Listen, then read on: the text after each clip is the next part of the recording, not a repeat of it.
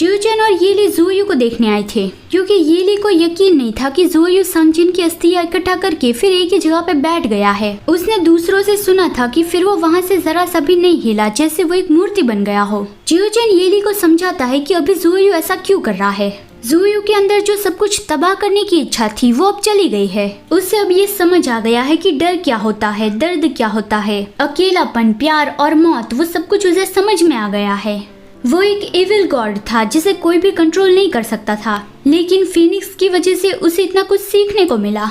लेकिन येली को अभी थोड़ा डर है कि जोयू अभी गम में है, इसलिए वो साइलेंस बैठा है। वो बस हार्मलेस दिख रहा है, लेकिन असलियत में वो बहुत ही ज्यादा खतरनाक है। वो बस फीनिक्स की बातें मानता था, उसे अच्छे बुरे की समझ नहीं है। अगर वो ऐसे ही रहा तो फिर एक दिन वो अपना कंट्रोल खो देगा और उसका नतीजा बहुत ही बुरा होगा, जो हमने कभी इमेजिन भी नहीं किया होगा। जियोचन कहता है कैसा रहेगा हम एक रिस्क ले और उसे एक उम्मीद दे। येली मना करता है कि फादर आप तो जानते ही है ना कि वो उम्मीद कितनी छोटी सी है। लेकिन जियोचन कहता है कि किसी के बचने की अगर जरा सी भी उम्मीद हो तो फिर कोशिश करने में क्या जाता है।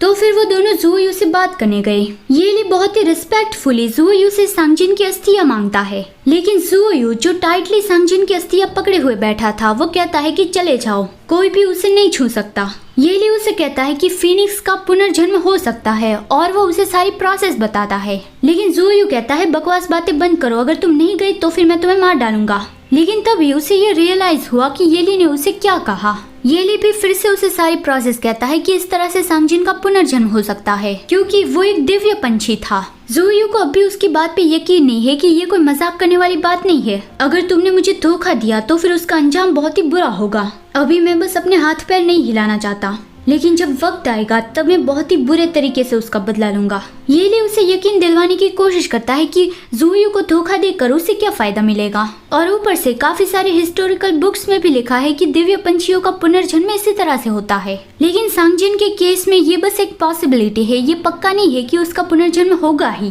क्योंकि सांगजिन ने पूरी दुनिया को बचाने के लिए अपना बलिदान दिया था। वो काले सूरज के साथ डिस्ट्रॉय हुआ था। लेकिन बस इतना सा सुनकर ही जोयू बहुत ही खुश हो गया और जो सांगजिन की अस्थियां थी वो उससे बात करने लगा कि आज तुम वापस आ जाओगे।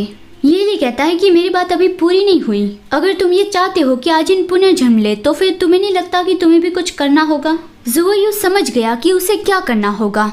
उसने जितनी भी जाने ली है वो वापस लानी होगी। वो कहता है कि मैं जानता हूँ, लेकिन मेरे पास तो सिर्फ तबाही लाने की ही पावर्स है। मैं फॉक्स को फिर से जिंदा नहीं कर सकता और यहाँ तक कि मैंने जितनी भी जाने ली है मैं उसे फिर से जिंदा नहीं कर सकता।